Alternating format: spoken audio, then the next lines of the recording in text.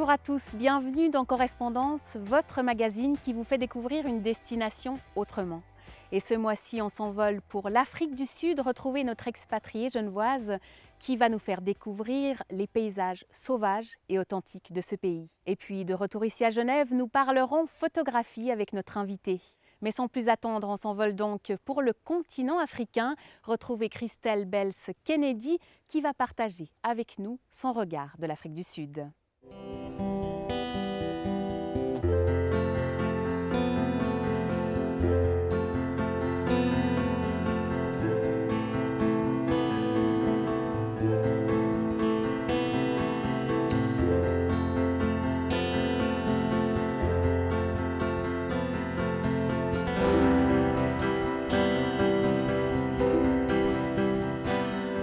Je m'appelle Christelle Belz-Kennedy, je suis suissesse, mais en fait j'ai un accent anglais parce que j'étais née ici en Afrique.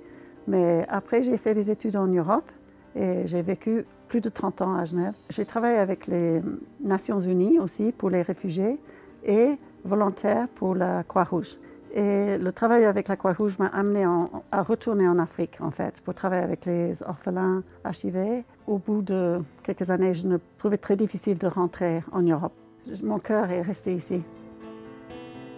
Et quand j'ai la nostalgie pour la Suisse, j'ai que prendre un avion. On a un aéroport ici et je peux aller faire du ski dans les Alpes, à Rougemont où on a un chalet, et revisiter Genève, le lac, toutes les choses belles qui me manquent quand même. En venant ici, j'ai suivi ma passion de photographie et de peinture. Alors, en voyageant en Afrique, on ne peut pas résister de prendre une caméra. Je fais des photos, des portraits. Professionnellement, j'ai une ligne de cartes postales qui est vendue en ville, dans les aéroports, dans 4 pays. C'est un métier très beau à avoir ici en Afrique. En Europe, les gens amènent les animaux vivre chez eux. Moi, j'ai choisi d'aller vivre chez des animaux. Ici, on peut construire des maisons parmi les animaux, donc on peut marcher avec eux et vivre vraiment en pleine nature. C'est magique quand même. Il y a 2 jours, j'avais toute la famille de 8 zèbres couchés sur mon gazon avec les tout petits. Vous vous réveillez le matin et c'est un cadeau. C'est un paradis en fait.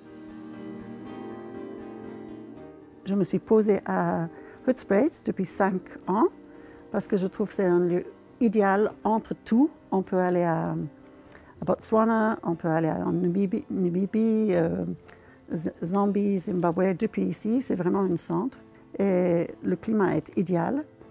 C'est la porte du Kruger, donc c'est vraiment au bord de la vie sauvage des animaux. Le Cap est à 2 jours en voiture, c'est un grand pays. Il y a une communauté assez soudée, comme toute petite ville. Tout le monde se connaît un peu. Il y a un grand soutien entre les gens qui ont des problèmes. S'il y a quelqu'un qui perd sa maison dans un feu, tout le monde va s'y mettre à l'aider. C'est très agréable ça. Tout près d'ici, il y a une belle galerie et je vais vous introduire à un artiste que j'aime beaucoup qui s'appelle Andrew Zachariah. Il fait partie de la communauté ici. Alors Andrew, comme il a tellement de talent, il a été invité par la communauté de Hoedspruit, qui est une communauté qui soutient beaucoup les artistes locaux. Et Andrew est invité comme un des associés privilégiés de faire partie de ces galeries en ville. As an artist, Hoedspruit is an inspiration to me because it has lots of wildlife and beautiful sights and beautiful people. And I do animals, I do birds, and there's a lot of them around to see. Le lieu que je voudrais vous montrer, c'est un loge de luxe qui est 4 étoiles, qui est très connu parce que c'est un des très belles. Ici, géré par les Scots et leur équipe.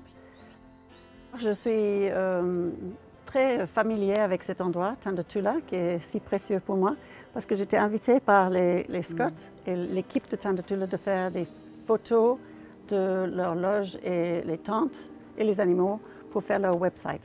Donc je suis venue 3 fois pour une semaine pour faire tout ce travail de photographie pour Tandetula. Et on est devenus très proches amis. Ça, c'est le meilleur, à mon avis.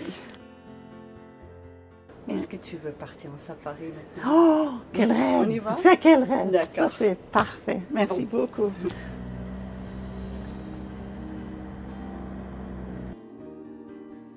C'est ça que j'aime avec Tandetula, qu'on a les rangers et les guides qui puissent nous approcher vraiment très près des animaux sauvages, qui sont quand même, comme les éléphants, ils font une vraie partie de l'Afrique.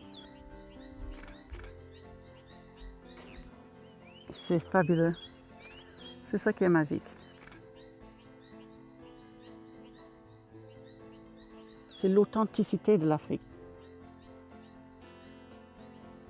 C'est vraiment une expérience de venir dans ce genre de lodge parce que là, il y a des animaux sauvages. Vous pouvez avoir un léopard qui passe devant votre porte. Alors, on perd beaucoup de son orgueil ici.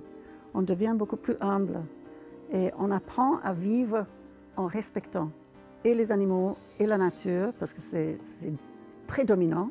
Mais c'est un bon sentiment. C'est un sentiment que moi, j'aime beaucoup. C'est d'être une toute petite partie de la nature et de cette terre et de cet univers.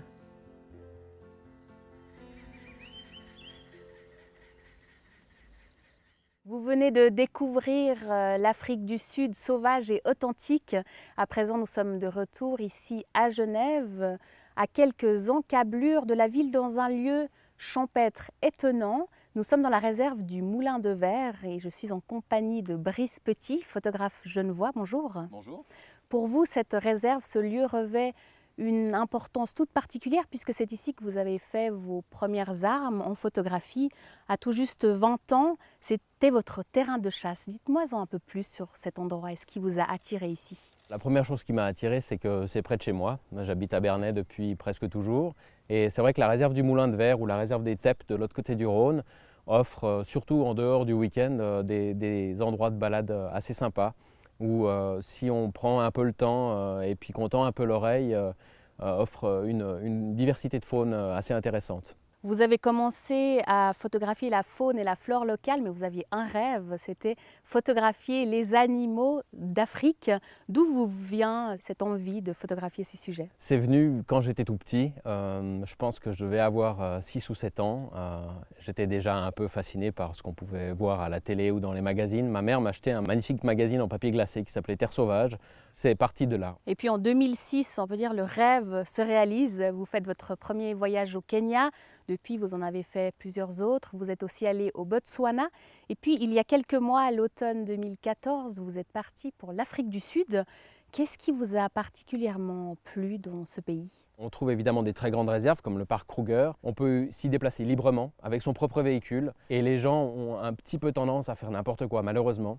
Alors que dans les réserves privées, c'est en général les guides des camps où vous vous trouvez qui vous emmènent dans la brousse, qui connaissent les animaux, qui savent comment les approcher et qui savent comment ne pas les déranger, ce qui est un critère primordial pour moi. En parlant de guide, vous avez fait une rencontre assez étonnante sur place avec Keith Connelly. Et il y a eu une vraie alchimie au niveau de la façon de travailler avec cette personne. Ah, c'est vrai que c'est une rencontre un peu particulière. Il y a une vraie alchimie parce que je l'avais décelé un petit peu dans ses photos, mais c'est un bourreau de travail. Du coup, je me suis dit, ok, non seulement c'est un super photographe, en plus ça fait 15 ans, 20 ans qu'il fait ce métier, et il est prêt à y passer ses jours et ses nuits, à faire ses images. C'est des parcs qui ont vraiment une richesse étonnante et des trésors à offrir.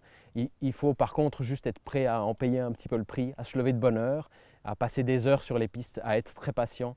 Mais on peut y faire une quantité d'observations par jour, c'est absolument fantastique. Et donc voilà, je suis tombé sur quelqu'un d'absolument passionné, très bon vivant, vraiment quelqu'un de joyeux, qui était prêt à mettre la main à la pâte et puis à nous donner probablement plus que ce que j'imaginais au départ. Qu'est-ce que vous cherchez à faire passer comme message ou comme vision dans vos photos? Ce que j'essaie de partager, c'est ma passion pour la faune en général. J'ai quelque chose dans la tête depuis un petit moment, c'est que les gens ont le droit de choisir l'indifférence, mais on ne peut pas laisser les gens dans l'ignorance. Et je pense que quand on est alerté sur certaines choses, on se doit de les communiquer. Et c'est ça que j'ai envie de partager, c'est qu'aujourd'hui on est entouré par une faune qui est à la fois magnifique et fragile, l'éléphant et le rhinocéros. Ce sont des emblèmes de la fragilité de la nature. Le massacre des éléphants aujourd'hui, c'est un peu la pointe de l'iceberg de tout ce qui se passe sous l'eau qu'on ne voit pas. C'est toutes les autres espèces qui sont condamnées à disparaître. Les éléphants, on parle de 20 ans aujourd'hui, c'est un chiffre effrayant. C'est un éléphant toutes les 15 minutes qui est braconné. Les rhinocéros, c'est une population réduite à moins de 5000 en Afrique du Sud. D'ailleurs, vous avez sorti il y a un mois un recueil de ces photos que vous avez prises en Afrique du Sud et au Botswana. Ce que je préfère préciser, c'est que, évidemment, c'est un livre qui est fait un peu sur mesure. Donc c'est un livre assez onéreux, malheureusement, puisque commandé à l'unité. Par contre, ce que je fais, c'est que systématiquement sur la vente de ces livres, comme sur la vente d'images, je reverse l'intégralité de ces bénéfices à des fondations en Afrique qui s'occupent de la sauvegarde des éléphants ou à des orphelinats. Et pour terminer, revenons à l'Afrique du Sud en particulier. Est-ce que vous avez des endroits incontournables que vous conseillez, ou des régions même que vous conseillez aux personnes qui viendraient visiter? Dans les réserves, évidemment le parc Kruger, et peut-être même un peu plus les réserves privées avoisinantes qui permettent de profiter de la même densité de faune, de la même qualité des paysages. Il n'y a pas besoin d'être photographe ou passionné de photographie pour aimer ces endroits-là ou s'émerveiller dans ces endroits-là. Vraiment, quand vous voyez une horde d'éléphants qui se présente à 100 mètres dans le lit d'une rivière asséchée et puis voilà, vous êtes dans votre véhicule, vous attendez, moteur coupé, grand silence, et puis ils finissent par se rendre compte qu'il n'y a pas de danger, et puis ils descendent le lit de la rivière asséchée, et puis ils finissent par passer à 10 mètres de votre Jeep, et puis vous voyez les éléphanteaux qui se nourrissent vers leur mère, vous voyez les animaux interagir entre eux, les couleurs de lever et de coucher de soleil sont absolument extraordinaires, il y a des paysages qui sont sensationnels. Donc toute la région de Kruger et puis les réserves privées avoisinantes offrent des spectacles absolument fantastiques. Eh bien, merci beaucoup Brice Petit d'avoir été avec nous. Merci. Merci. J'espère que vous avez pris plaisir à voyager en notre compagnie, et si ça vous a donné envie de partir à votre tour à la découverte de l'Afrique du Sud, une seule chose à faire. Il vous suffit pour cela de vous rendre sur notre site internet lesmontsbleus.ch où vous trouverez un voyage sur mesure. En attendant, votre prochaine correspondance est dans tout juste un mois avec une toute nouvelle destination et de nouvelles rencontres. Merci de votre fidélité et à bientôt sur Les Monts Bleus Télévision.